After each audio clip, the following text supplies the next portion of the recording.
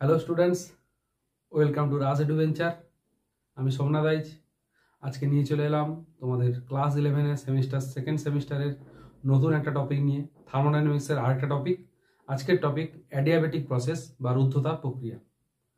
আগে জানবো সমস্ত প্রক্রিয়া ছিল যে সিস্টেমে কখনো টেম্পারেচারের পরিবর্তন হবে না, অর্থাৎ আন্তঃশক্তির কোনো পরিবর্তন হবে না। সিস্টেম যা কার্য করবে সেটা বাইরে থেকে তাপ নিয়ে সেই তাপ সম্পূর্ণরূপে কার্যে পরিণত করবে। কিন্তু রুদ্ধতাপ প্রক্রিয়া হলো এমন একটা প্রক্রিয়া যে প্রক্রিয়ায় তাপ রুদ্ধ থাকবে, অর্থাৎ কি হলো, যে বাইরে থেকে সিস্টেম কোনো তাপের আদান প্রদান করতে পারবে না। এরকম কোনো প্রক্রিয়াকে আমরা রুদ্ধতাপ প্রক্রিয়া বলবো।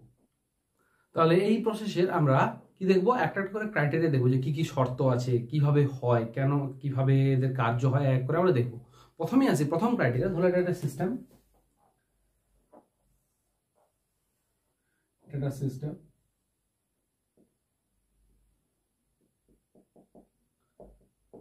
এখানে কি আছে, গ্যাস আছে,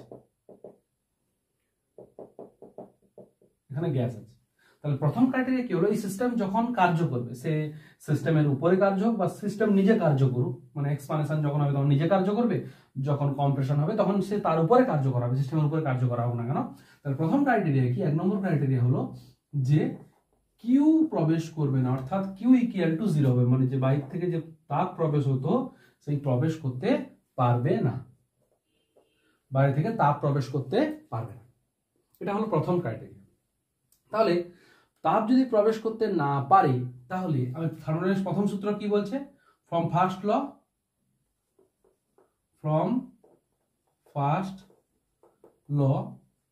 কি বলছে, Q equal to del U plus W. তাহলে কিউ যদি 0 হয়ে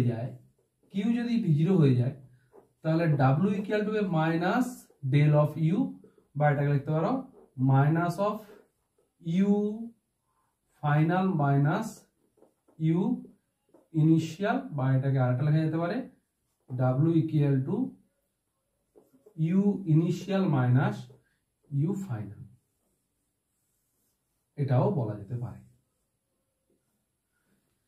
তাহলে দেখো, তার মধ্যে প্রথম সূত্র এখান থেকে কি পাচ্ছি, যে পরিমাণ কার্য করা হবে সেটা আন্তঃশক্তির পরিবর্তন করাবে। এবং নেগেটিভ কেন হচ্ছে সেটা পরে আসবো। তাহলে কি বলছে, আন্তঃশক্তি সবসময় কি হবে, এখানে এই কার্যে সবসময় আন্তঃশক্তির পরিবর্তন কি হবে, নেগেটিভ হবে। এটা হলো ব্যাপার। আচ্ছা, এবার আমরা আসবো যে হ্যাঁ, এখানে আমরা আরেকটা জিনিস জানি যে আইডিয়াল গ্যাসের ক্ষেত্রে, ideal gas del U equal to n CV del P. এটা আমরা আগে জেনেছি। এই হলো একটা ক্রাইটেরিয়া। আচ্ছা, 2 নম্বর ক্রাইটেরিয়া কি বলছে, আচ্ছা আমাকে এটা বলো তো, আচ্ছা এই গ্যাসটা তো আইডিয়াল গ্যাস হতে হবে, আচ্ছা, আর একটা জিনিস ভাবো, এই যে সিস্টেমটাকে যে ঘিরে রেখেছে, যে ওয়ালটা যে কন্টেনারের মধ্যে হবে বা যে ওয়ালে হবে, সেই ওয়ালটা আমাকে বলো তো অবশ্যই অ্যাডিয়াবেটিক হতে হবে না? যদি অ্যাডিয়াবেটিক না হয় তাহলে তাপ তো প্রবেশ করে যাবে। অর্থাৎ এই যে ওয়ালটা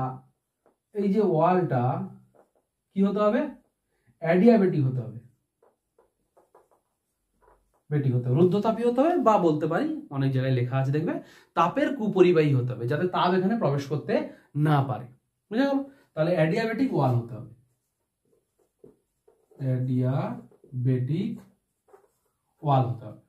বুঝা গেল? 2 নম্বর ক্রাইটেরিয়া। এই সব প্রসেস, এই যে প্রসেস হবে, যখন এই যে প্রসেসটা দেখতে পাচ্ছ, এই প্রসেসের শর্তগুলো হলো এটাই, যে কি হবে, প্রথম ক্রাইটেরিয়া হবে এটা অবশ্যই তাপ আদান প্রদান করতে পারবে না, এই সিস্টেমের সঙ্গে, সারাউন্ডিং এর সিস্টেমের সঙ্গে তাপ আদান প্রদান করতে পারবে না। আর তাপ আদান প্রদান করতে না পারলে তার শর্ত হলো যে অবশ্যই এখানে একটা অ্যাডিয়াবেটিক ওয়াল, পুরো ওয়ালটা এখানে পিস্টন সহ পুরো ওয়ালটাকে অ্যাডিয়াবেটিক ওয়াল হতে হবে, বা তাপের কুপরিবাহী হতে হবে, যাতে তাপ প্রবেশ করতে না পারে, তবেই এই সিস্টেম অ্যাডিয়াবেটিক প্রসেস হবে। এবার আসি এখানে যে কার্য হবে, মন দিয়ে বোঝার চেষ্টা করো। যখন কার্য করবে, সিস্টেম যখন কার্য করবে, তো এখানে আমি ধরলাম এখান থেকে তাপ যাচ্ছে না, মানে এখানে সিস্টেম বাইরে থেকে তাপ নিতে পারছে না। আচ্ছা, এবার সিস্টেম যখন কোনো কার্য করবে, আমি ধরলাম এক্সপানশনের ক্ষেত্রে যখন কার্য করবে তখন কি হবে, তখন কার্যের সময় দেখবো আমরা যে যখন কার্য হবে সেই কার্য কোথা থেকে শক্তি পাবে, সিস্টেম বাইরে থেকে কোনো তাপ নিতে পারছে না, অর্থাৎ বাইরে থেকে কোনো এনার্জি নিতে পারছে না। তাহলে সে যখন কোনো কার্য করবে সেই কার্য কোন শক্তি দ্বারা করবে, তার নিজস্ব শক্তি, যাকে বলবো কি অ্যাকচুয়ালি ইউ, ইন্টারনাল এনার্জি আন্তঃশক্তি দ্বারাই সে কার্য করবে। তাহলে সেই কার্য ভালো করে বোঝার চেষ্টা করো, সেই কার্য যখন করবে তাহলে তার মধ্যে তাপ নষ্ট হবে, যে তাপ ছিল তাদের নিজস্ব একটা তাপ ছিল সিস্টেমের, সেই তাপ কি হবে, কমবে বা বাড়বে, যাই হোক না কেন হবে।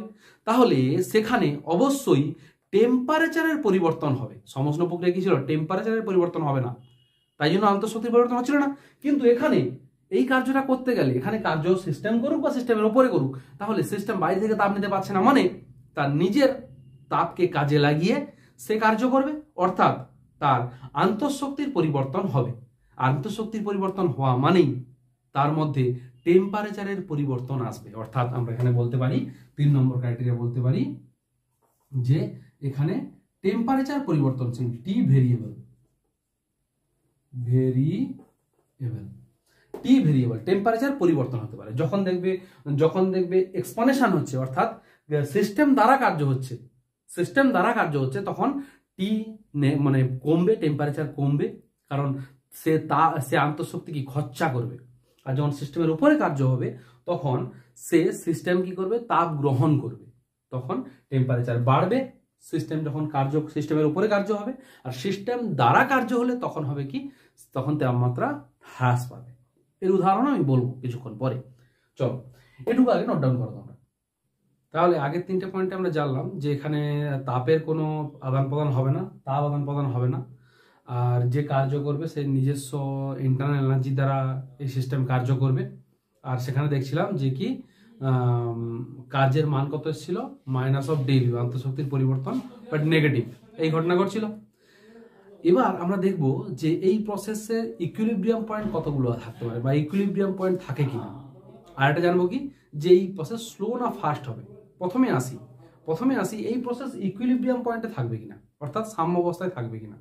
দেখো যদি বলতে চাই তাহলে এই প্রসেস আদপেই কখনো ইকুইলিব্রিয়াম পয়েন্টে থাকবে না। কারণ দেখো প্রতিটা সময় যখনই এই সিস্টেমকে অবজার্ভ করার চেষ্টা করো তখনই সে কার্য করছে। যে আমি ধরলাম কোনো এই পিস্টনকে যখন উপরের দিকে তুলছে, অর্থাৎ কি এক্সপানশন করছে। এক্সপানশনের সময় ঘটনা দেখো, এক্সপানশন যখন হচ্ছে অর্থাৎ প্রসারণ যখন হচ্ছে বা সংকোচন যখনই হোক না কেন, এখানে সিস্টেম কি করছে, প্রত্যেকটা সময় কার্য করছে বা সিস্টেমের উপরে কার্য হচ্ছে। অর্থাৎ এখানে বাইরে থেকে সে তাপ নিতে পারবে না, তাহলে সে যে কার্য করবে ইন্টারনাল এনার্জি দ্বারা কার্য করবে এক্সপানশনের সময়। তাহলে ইন্টারনাল এনার্জি দ্বারা সে কি করছে, তার প্রসারণ ঘটাচ্ছে, ফলে প্রতিটা সময় তার ইন্টারনাল এনার্জি একটা হ্রাস ঘটছে। অর্থাৎ প্রত্যেকটা পয়েন্টেই তুমি যখনই দেখবে এই প্রসেস কোনো ইকুইলিব্রিয়াম পয়েন্টে থাকছে না বা সাম্য অবস্থায় থাকছে না, তাহলে কি আছে, কোনো 3 নম্বর পয়েন্ট কি লিখবো, নো ইকুইলিব্রিয়াম পয়েন্ট,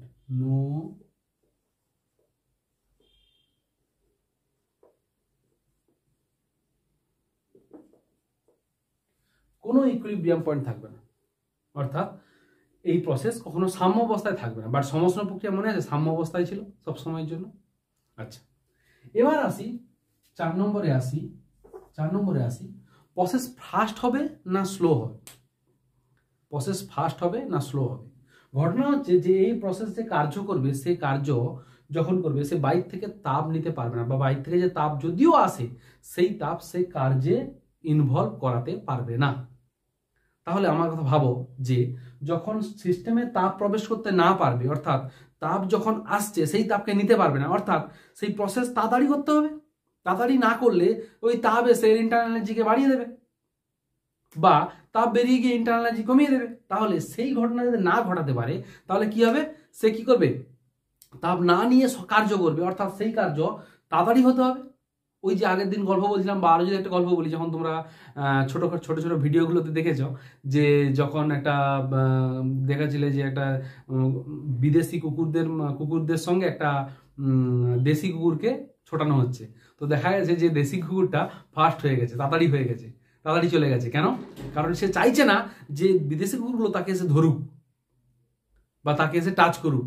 তা সেখানেও ওই বিদেশি কুকুর হলো বাইরের তাপ, বাইরের তাপ যদি না তাকে টাচ না করে ওই বাইরে ওর থেকে দূরে থাকতে হয়, ওকে না না কাছে আসতে দিতে হয়, তাহলে প্রসেসকে ফাস্ট করতে হবে। কুকুর যেরকম ফাস্ট ছুটছিল, সিস্টেমও ফাস্ট ছুটবে, দেশি কুকুর ফাস্ট ছুটবে।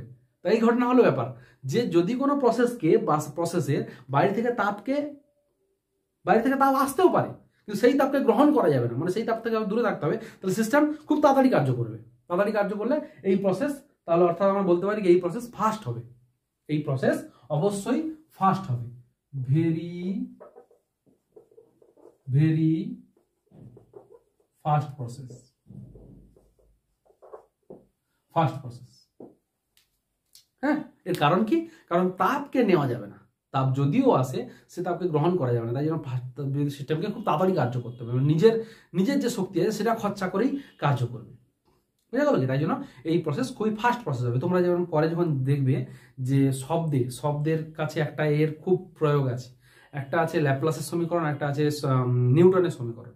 তো যখন সংশোধন করছিল তখন দেখলে সংশোধন সমীকরণে প্রথমে বলা হচ্ছিল যে শব্দ যে যায় তনুভবন ঘনীভবন করতে করতে, ঘনীভবন এগোয়, তাহলে এটা একটা সিস্টেমের মধ্যে দিয়ে যায়। এটা প্রথমে বলা হয়েছিল যে এটা সমষ্ণ প্রক্রিয়ার মাধ্যমে ঘটে, কিন্তু সমষ্ণ প্রক্রিয়া ভেরি স্লো, শব্দের গতিবেগ অনেক বেশি। তখন সেটাকে কারেকশন করে পরে দেখা গেল যে না, এটা সমষ্ণ প্রক্রিয়া না, এটা রুদ্ধতাপ প্রক্রিয়ায় ঘটে। মানে এই যে ঘনভবন তনুভবন ঘটে, তখন এই যে ঘনভবন তনুভবন ঘটে, তখন এই সিস্টেম যে প্রসেস মধ্যে যাচ্ছে ওই প্রসেস অবশ্যই রুদ্ধতাপ প্রক্রিয়া হতে হবে। ওখানে বাইরে থেকে কোনো টেম্পারেচারের আদান প্রদান হবে না, বা তাপের আদান প্রদান হবে না। তাই তোমরা পরে গিয়ে শব্দে গিয়ে দেখবে, তখন আমরা এটা দেখবো, ঠিক আছে, শব্দে গিয়ে। তো এই হলো মোটামুটি চারটে পয়েন্ট, 4টে বা 5টা হবে সম্ভবত, আগে 3টে হয়েছিল, তো 5টা পয়েন্ট। এই হলো আমাদের রুদ্ধতাপ প্রক্রিয়ার বেসিক জিনিসপত্র। অ্যাডিয়াবেটিক বা রুদ্ধতাপীয় প্রক্রিয়া সম্বন্ধিত বেসিক কিছু আমরা জানলাম। এরপরে আরও কিছু জানার আছে। আজকের ক্লাস এই পর্যন্তই। ভালো থেকো, সুস্থ থেকো। Thank you. জয় হিন্দ।